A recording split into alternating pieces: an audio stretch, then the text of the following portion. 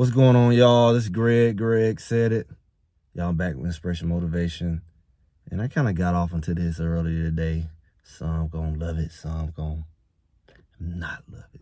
But it is what it is. Y'all know what you're here for. And if you've been following me for a while, you know I tell the truth, nothing but the truth, the whole truth. The truth shall set you free. You have different opinions on it, but it is what it is. Because we got an issue.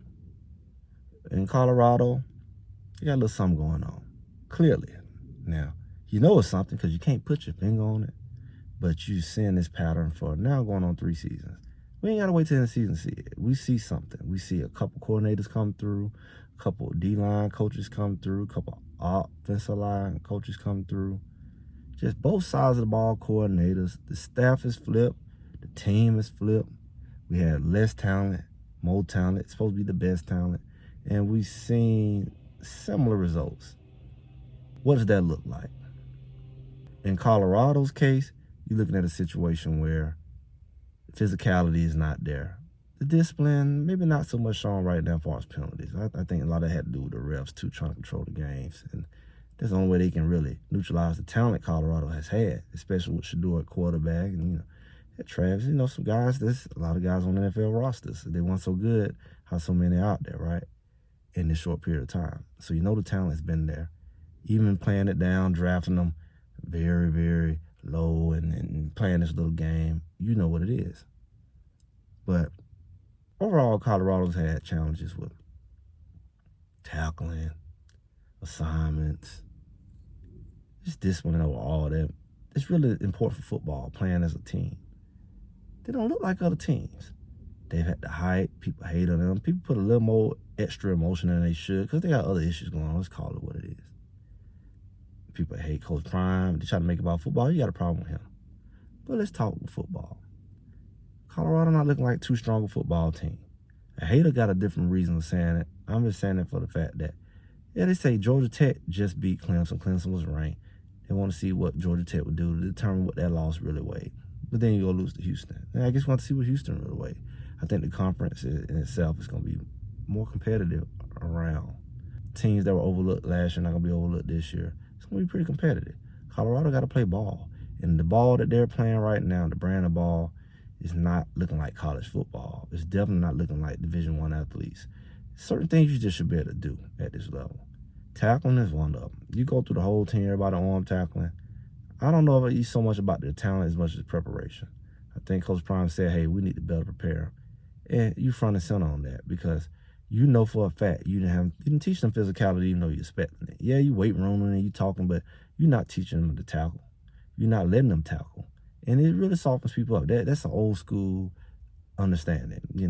Physicality at practice translates to the game. Even he know that, but he's not quite seeing why they're not tackling well. You don't want them to tackle all spring, all summer. Then you get mad during the season and say, we're going to tackle at practice. Well, you're going to make up for months of just lack of reps and lack of really just, you don't got a lot of bad habits.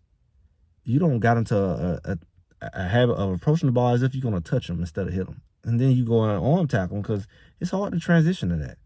Your physicality is not there because you ain't even allowed. Bumping up to people, breaking tackles. That's what you've been doing at practice. You've been teaching them how to tackle for a person to break the tackle.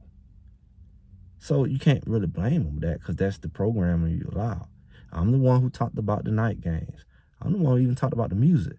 And I'm the same one who really been talking about this tackling thing. You put yourself in this position because you're not really allowing them to tackle. And it don't translate well to the game. Sorry. You're looking at it. Debate it, fight it. You're looking at it. And you're looking at 3 teams, 3 seasons. So that's part of the system. It's part of the culture you establish. I didn't say you got to hit every day, but that right there is translating. The night games and all that, that's maybe part of something. They played 2 weekday games already. Then you're going to go night game. And they don't do it to you every year. But it is what it is. And you acknowledged it, and they still going to do it. So you either going to truly flip your practices or you're not. I ain't talking about the 3 or 4 o'clock. I ain't talking about just do a walkthrough. I'm talking about truly practice and get into it, especially these 8 o'clock games. But I think it's deeper.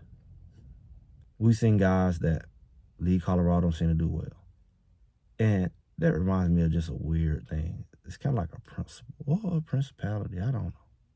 But it's like when you see somebody who can't function in one environment, but they do well in others, like a cloud come over them. We've heard these terms. That's a cloud over them. When you see failing, like we talked about earlier, lack of success, when you see even poverty, you know something going on. Let's use poverty, for example, since we didn't use that earlier. When you see a devastated area, houses run down, cars, yards ain't got no grass. For people who really know, not people who just want to think they know, act like they know. People really know. We call it a hood, and not just apartments, but a neighborhood where that thing just kind of hang over. You can feel it, you can see it. Maybe just maybe Colorado got a little something like that. I mentioned the example in sports, but when something come over you where you just get dumb, you can't do what you've been taught. You can't even just have the confidence and thought. You just get this cloudy confusion in your head. Maybe you're working with a little something else. I know you got spells thrown at you because the witches and the little Wiccans over there don't like you, Coach Prime. I know you heard this kind of stuff, and some people want to be foolish, act like it don't happen, and it ain't real. It ain't make-believe. They surely don't feel it's make-believe. They put a little something out there. This is a spirit world, a spiritual reality, whether a foolish person want to believe it or not. All the crap we seeing going on around us right now is a manifestation of the spiritual. This ain't just for your religious tickling and fantasies here. Church is not just for your religious anecdotes, make you feel better than somebody, or for your arrogance and your knowledge. It is a spiritual reality behind these religions, every last one of them. And I ain't say they all equal, but they all spiritually related.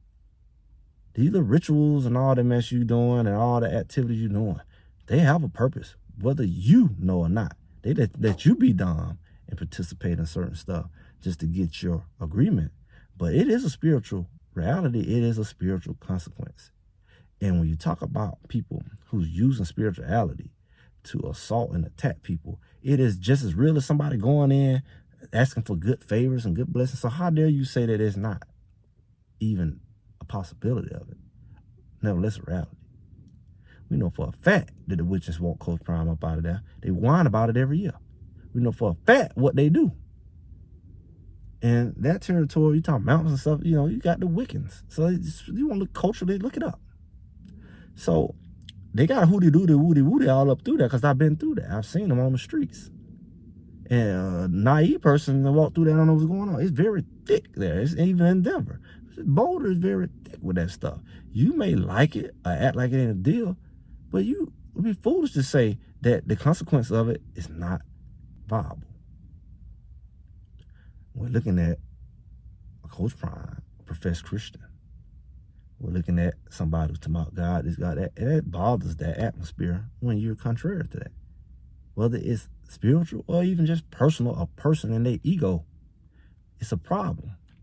And it has a spiritual impact because two spiritual differences don't mix. And whether you know or not, there's some clashing going on. Just like you think people just clashing. You think spirits don't? So it is a contradiction when you bring that into the environment. To what degree? Don't act like you know. I'm not. But I know that is a reality. I don't know how much of that is designed to affect him, but I do know that people spiritually do send things at people to make them fail, to move them out of a territory. It's very territorial at the very foundation of it. So to say that none of that is going on and not affecting, it'd be foolish. Now, nevertheless, like I said, Colorado's been losing for a minute. And that just comes with a lot of stuff. Just like poverty has its features, losing and rebellion and all that has its feature. It comes with it. So when you look at football, it's a very disciplined sport. A very rebellious area in people doesn't correlate well with structure and discipline, which you're trying to bring, at least to some degree. And so it doesn't mix well. And it's a clashing, and it's a confusion, and it's a delusion. And there's a lot of things that can try to hinder you in that environment, especially if it's targeted at a specific person. That person could be being him. One thing you can shut him up is how I get him up out of there. That's just territorial one-on-one. So don't act like it's not possible. What we're seeing is very much bigger than people running their big mouths. We send the impact when people go to say, oh, they just look like they just sold it. Last year watched them go up and down and up, and they you go and play totally different from what the coaches, they flabbergasted. Even Coach Prime, his last game was like, there's no way you could have told me this was going to happen. This is not the team. Basically, he was saying, this is not the team I saw in practice this week. There's no way you told me they go out there and play like some fools out there. Now, did they play in Boulder? No. But what I'm saying is that impact that's on that team and the success on that team could have a lot to do with Coach Prime and the enemies of Coach Prime, seen and unseen. Now, a silly, narrow-minded person, like I said earlier, will focus on color.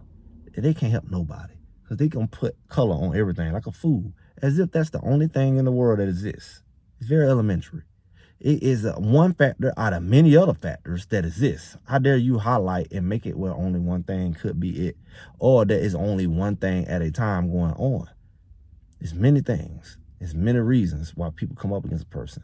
And actually, if you got an enemy, why wouldn't he use all of it anyway? His ultimate goal is to get the job done, no matter what fool he can get to do it. It's like a movie we see all the hitman. They call these different, hitman groups. And you see one group come after them, and this one guy take out 20 different groups trying to take him out. When they, one of these Secret Service type movies, when they, they decide to go against them or go rogue, and then all of a sudden they got these different hit groups, from all over going after them, and he take out one group and another one show up. That's what it looked like. Some of that fool would think racism is gonna be the only thing to show up, and that's the biggest thing that he can go up against. You got something going on. It's in the air. It's effective. It's effective enough to see the results consistently over years. How long do you have to see it? When you see people get out there and just do airheaded crap, and they just like in the twilight zone, and it's in a structured, dismal environment, and they just keep having memory lapses, and it's making a mockery of you, the leader, who's always confused. Like, what is this crap? Yeah, it looked like I ain't taught them crap. Some people, families like that. Relationships like that. What is this crap? They know better, but they keep doing foolishness. They got talent, or else they wouldn't be here. Nobody else want them. Matter of fact, they go to another team, and they ain't even having this problem. Unless it's on them. And that's a whole nother conversation. Sometimes stuff can be on you to make you fail, like poverty. It can be on you to make you go and do some stuff, and it's always fall short. Delay. You got all kinds of names. Rejection. So it could be that. And you can attract those individuals, and that'll be a mighty good combo when you're trying to test somebody else to attract the people who gonna be in that. That makes it even easier to get done. It's a perfect combination. Because they really ain't gonna be able to do crap, because they have no control over themselves for real. That's perfect. The more people you can get like that, and you can talk to them, they blue in the face and argue with them and beat them upside the head, and they just be like, it's a real deal. You got to get out from under that. But you can't be foolish to think that can't happen when you're looking at it. You ain't even smart enough to know the results of it. You're going to say what it is and ain't. You don't even know. You ain't got no solution. You can't act like you know everything. Because at the end of the day, it's there. It ain't been resolved. So you know it's deeper than what you keep saying over and over again, or else it would have been solved more than likely. So don't be insane and expect to get a different result doing the same thing over and over again. It's deeper than that. Hopefully they hear this like the other stuff. Now, how you going to deal with that? How far you want to go? How real you want to be? Is your pride bigger than the results you want? Sometimes what you need to do, your pride don't want to step aside for. Some stuff you got to change. You ain't willing to change. Not to do, change. And that's this part of it. And that's the leaders, and that's the individuals. Or else you're just going to keep suffering the consequences of that thing that is over your head, that just won't allow you to get right. And you can put all kinds of names on it. I just described to you something. You as a person watching this, it applies to you. I gave examples of poverty. I gave examples of how you can go from environment be rejected. I gave an example of you just can't have no success. You just keep hitting a wall, what they call a ceiling. You can blame it on being a woman, cat, dog, meow. You can blame it on whatever you want to blame it on. Skin. If you tell me that ain't helped you, yeah, you ain't got no solution for it. You can blame it on all that. What that gonna do? If it ain't gonna help you get out the situation, what good is it? You gotta find a way to deal with it. You run around being hateful and talking about people and wishing harm on people ain't gonna do it. It's gonna destroy you, if anything, and not maybe your kids. And then you can shut your victimhood up because you wishing on other people. That ain't the way. The best thing is to face the thing head on. And your arrogance of that what it can't be, what it ain't be, and you know everything, ain't got you nowhere. You gotta deal with reality. Ain't that what you expect, Coach Prime? Don't be in denial. Face reality. Do something about it. You all got to do that. You see stuff going on. Sometimes the answer ain't quite what you want to hear. It ain't quite what you want to do. You don't want to face that. You point all that out. Yeah, that. Damn, you don't want to do that. That. Oh. So is it really that bad for you to do that to fix it? How bad do you want it? Some people say, Coach Prime don't really want to win because he ain't willing to do this, that, and that. Maybe. But then you have to say how bad you want to win. What you willing to give up? What you willing to sacrifice? What you willing to stop that you addicted to, that you can't let go? Talk is cheap, ain't it? Well, it's just easy to talk about folks when you think it apply to them and don't apply to you. But it typically always do. You know, that's the beauty of this football thing. I care less about all that mess. But there's something to learn in it. Everything we talking about football has many parallels. But these principles show coming up with Coach Prime. Are you looking at?